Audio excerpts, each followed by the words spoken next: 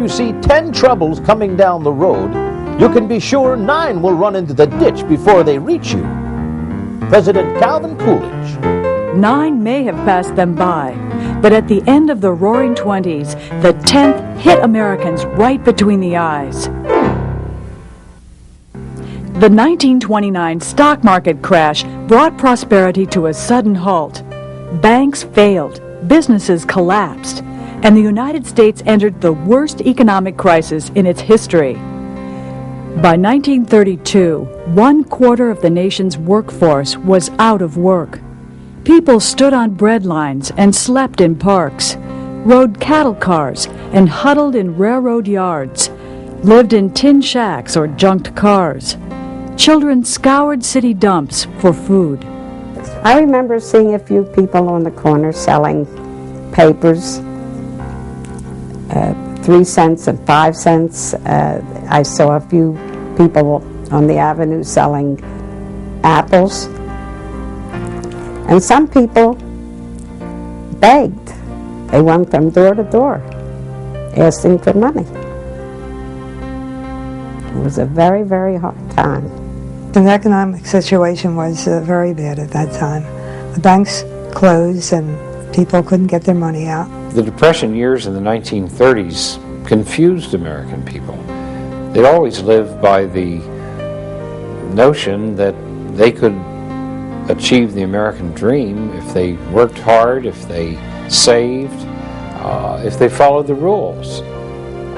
But in the 1930s it wasn't possible. This is the story of the Great Depression, of the people who lived through it, of the president who struggled to end it, and of the legacies it handed down to all of us.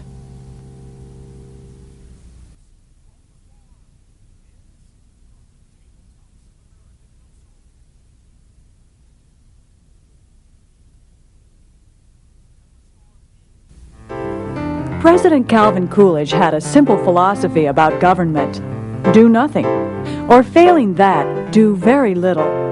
4/5 of all our troubles would disappear if we would sit down and keep still. Coolidge could afford to follow that advice, for in the 1920s, the United States enjoyed the greatest economic boom that the world had ever seen. In a single decade, industrial production almost doubled. Wages rose and work hours went down, so many Americans had more money and time to snap up new consumer products like automobiles and radios. The business of the American people is business. And the president made it his business to unleash the free market. With the help of his Secretary of the Treasury, Andrew Mellon, Coolidge slashed corporate and personal taxes, allowing the rich to increase their share of national wealth. By 1929, 5% of American families controlled 30% of the nation's income. Because the prosperity is concentrated into a smaller number of people, it's harder and harder as the 20s go on for ordinary people to consume the enormous number of goods that the economy is producing. As inventories piled up and manufacturers cut back on production, corporations and individual investors plowed their money into the stock market. The stock market is located mainly in New York City. It allows various Americans with money to buy bits and pieces of corporations. The corporations will sell stock in their own company. In the 1920s, there were not very many regulations that pertain to the owning and selling of stocks, at least far fewer than there are today. And one of the main things that happened was that people were allowed to buy stocks on what was called on the margin. That is, they didn't need a great deal of money to purchase stock. If stock cost, let's say, $100 a share, people could take $10 to buy a share. This meant that people could buy enormous quantities of stock for very little money. They were eager to do so because stock prices were rising. A speculative fever seized investors as people traded stories of humble street peddlers who became overnight millionaires by playing the market. But the binge of speculation and buying on margin had inflated the price of stocks way beyond their real value. And by 1929, stockbrokers had lent out billions of dollars in loans to their customers, money they would never see again.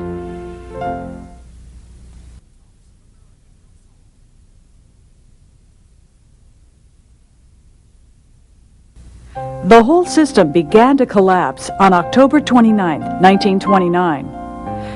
When stock prices declined, brokers began to call in their loans. When the investors couldn't pay because they didn't have the money, the stockbrokers were forced to sell the stocks. Stocks dumped on the market drove prices further down. Within a few weeks, stocks lost half their value. General Electric plunged from $396 to $34 a share. U.S. Steel from $261 to $21. Businesses declared bankruptcy in droves. Unemployment soared. In Cleveland, Ohio, half the able-bodied men were unemployed. In Akron, 60%. In Toledo, 80%. Across America, millions of jobless men, or hobos, took to the roads. As incomes plunged, families were evicted from their homes. They shivered in tents and cooked over wood fires. During the Depression, there was very little money, and as far as jobs were concerned, a lot of firms had permanent signs that said no help wanted. I remember riding on the trolley car, there was this big long line of men that must have been 3 blocks long, waiting for food. Even though I was quite young, it struck me as being sad, a very sad situation. Dear Mr. Hoover, could we not have employment and food to eat? Our children have schoolless days and shoeless days, while banks are bursting with money. Why are we reduced to poverty and starving and anxiety? Why not end the Depression? Have you not a heart? I am an ignorant man, and you are supposed to have great brains. Americans had every reason to believe that the new president, Herbert Hoover, could pull them out of the Depression. During World War I, Hoover headed the U.S. Food Administration, supervising the relief effort for war-torn Europe. And as Coolidge's Secretary of Commerce, he helped American businesses expand overseas. When the Great Depression struck, Hoover tried the traditional remedies for ending recessions. He won a promise from business leaders to keep wages steady. He organized committees of volunteers to collect charity and encouraged local governments to provide more relief for the poor. Hoover was a very, very activist president for that time. He didn't help end the Depression to any extent, but he was trying. The main problem is twofold.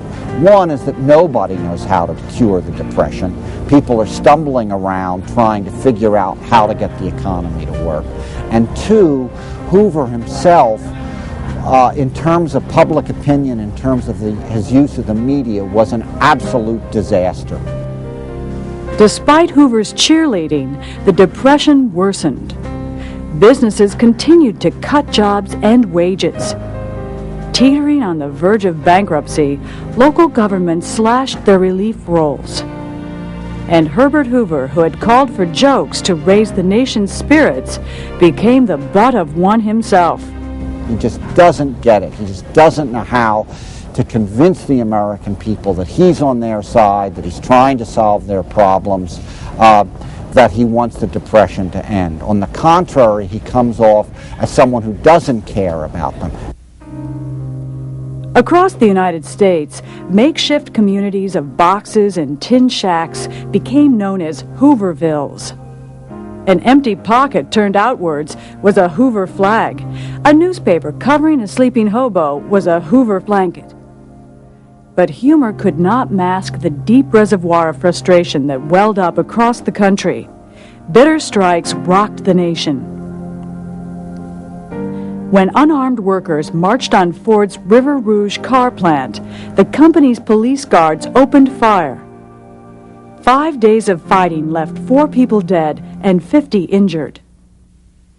The outlook for the nation's farmers was just as gloomy. As prices plummeted, farmers could not make mortgage payments or even get their crops to market.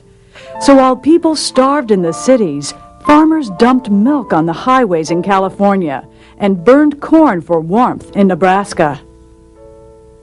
Hoover helped some Americans get back to work by setting up public works programs. The one thing he didn't want to do was to spend government money to actually help people. He believed really in a more trickle-down philosophy that you help the people at the top first and that will work. But nothing he tried really worked. Hoover did establish the Reconstruction Finance Corporation, which lent federal money to struggling banks, insurance companies, and railroads to stimulate the economy. He also set up public works programs to provide jobs for American workers. Still, his efforts had little effect.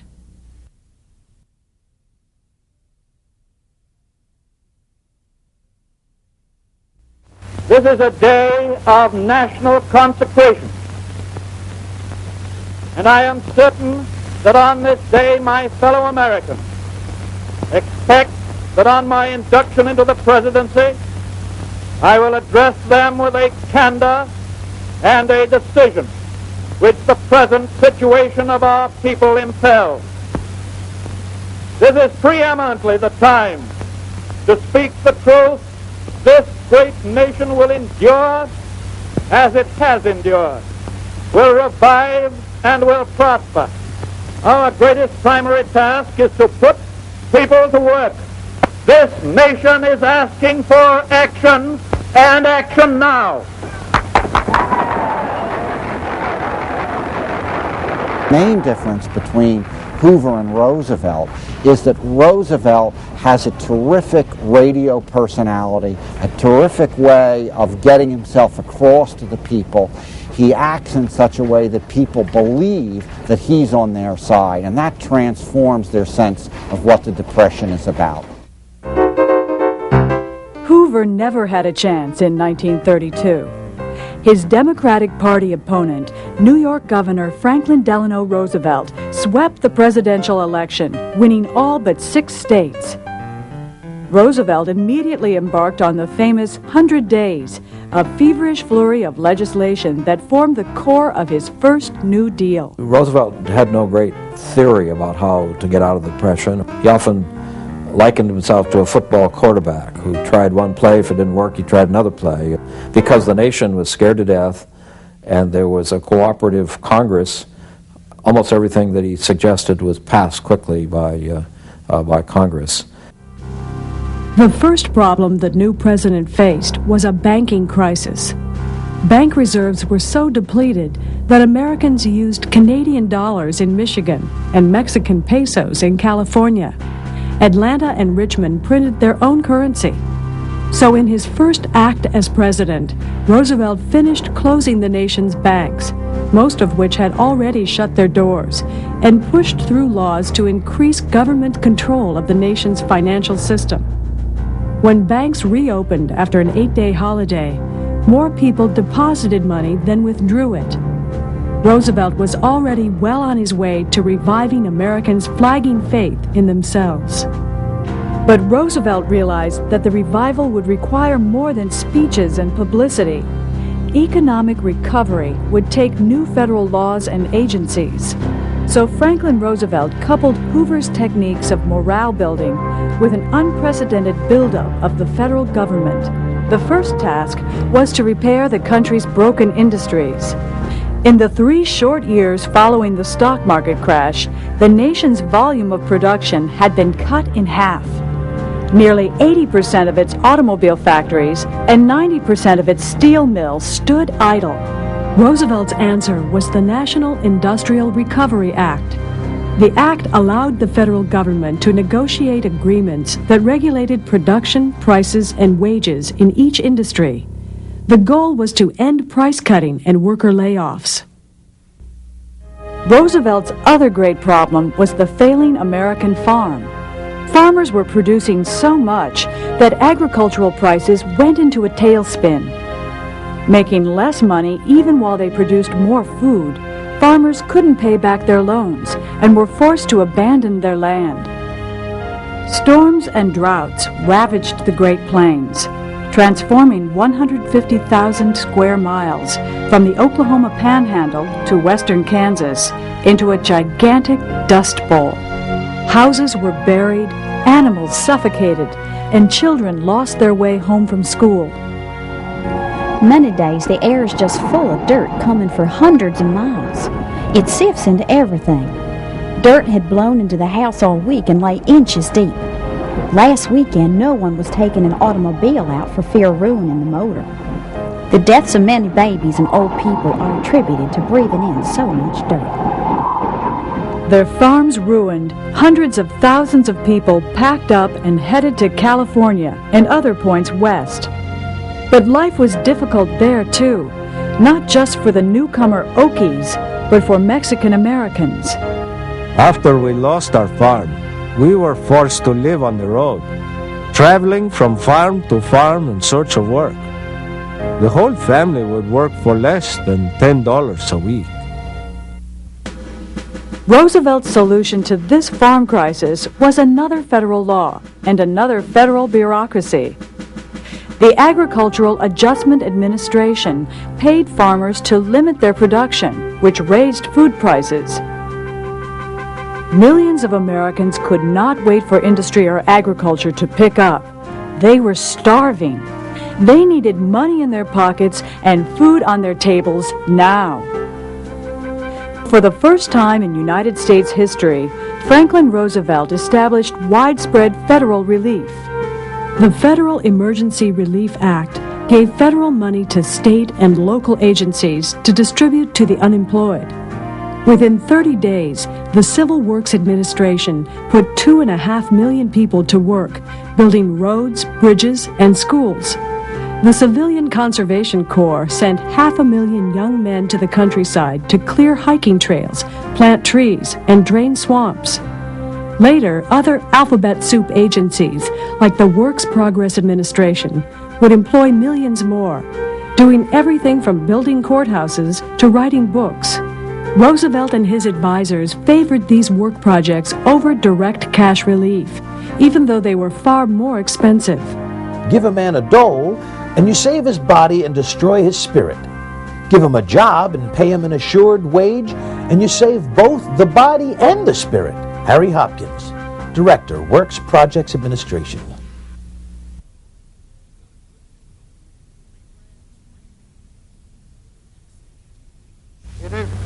Franklin Roosevelt recognized the power of radio, which let every citizen feel as if the president was talking personally to him or her.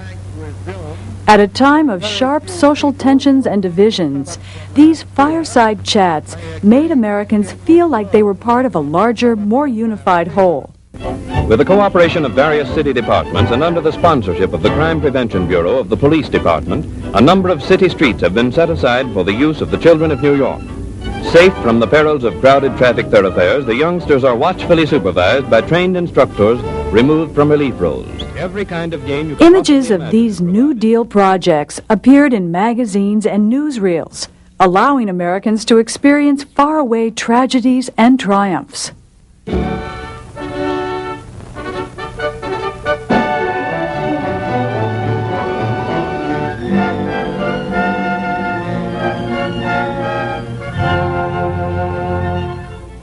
Moviegoers in New York could feel the Kansas Dust Bowl as it swirled around on the screen before them.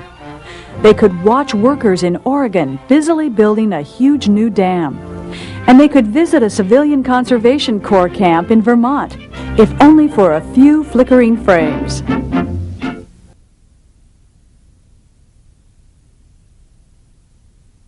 When Americans turned on their radios, they heard not only the president, but also his wife.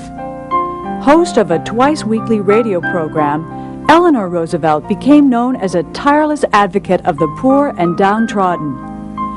Within the White House, Eleanor Roosevelt helped African Americans gain access to her husband. Thanks in large part to Eleanor's influence, a so-called Black Cabinet advised the president for the first time in United States history.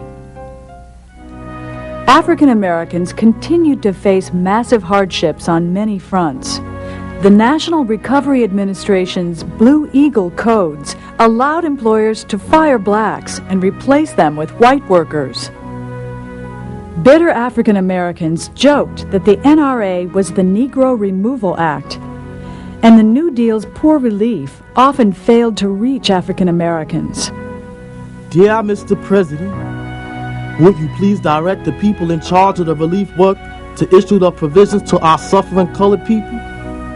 I'm sorry to worry you with this, Mr. President, but the relief officials here give us black folks nothing but a few cans of pickled meat.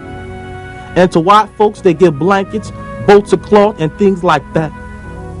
Yours truly. I can't sign my name, Mr. President. They will beat me up and run me away from here, and this is my home. Franklin Roosevelt never supported African Americans as strongly as Eleanor did.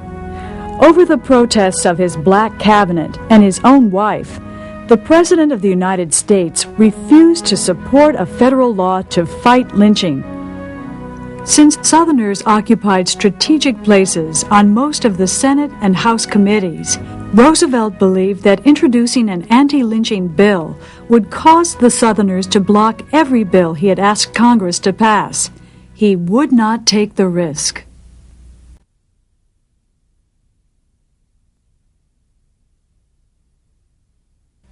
For Franklin Roosevelt's first New Deal, Black Monday came on May 27, 1935. On that morning, the United States Supreme Court ruled that the National Industrial Recovery Act was unconstitutional in two ways. The most important of which was that the act violated the Commerce Clause of the Constitution, which allows Congress to regulate commerce between states but not within them. Which other new legislation might the court strike down? The New Deal was also under fire from wealthy and conservative Americans. The American Liberty League, a coalition of rich businessmen, lobbied against what they regarded as the New Deal's reckless spending and socialist reforms. But Franklin Roosevelt was hardly a socialist. Rather than overthrowing the American free market system, he worked to save it. To preserve, Roosevelt said, we had to reform. Other New Deal critics list or even communist solutions. In California, novelist Upton Sinclair ran for governor on a platform that called for workers, not bosses, to own and operate their factories. Communism was making inroads in the United States.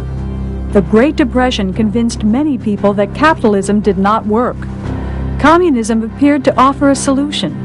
The Communist Party's support of workers and equal rights for African Americans made it seem like a modern and progressive movement in line with traditional American values.